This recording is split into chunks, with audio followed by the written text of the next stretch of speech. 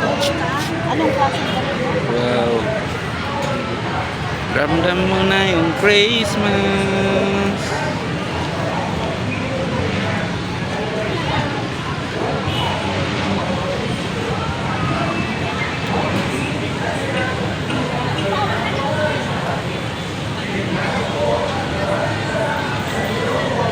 Ganda rito, guys. Oh, ang ganda pa.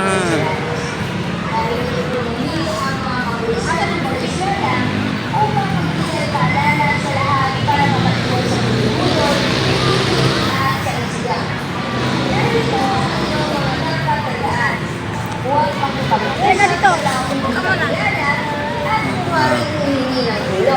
Huwag padala sa matatamis na salita at huwag pasisilaw sa malaking halaga kapalit ng anumang uri ng mahalagang kagamitan. Maging mapanuri at mapagmatsak sa kapaligiran at huwag magtiwala sa mga baong lalapit at magpupuro rin magtatanong. Huwag basta-basta magbibigay ng pera sa taong hindi mo pa kakilala o Ramdam mo na po ang alam mo at sasabihin na manghihirap ng pera.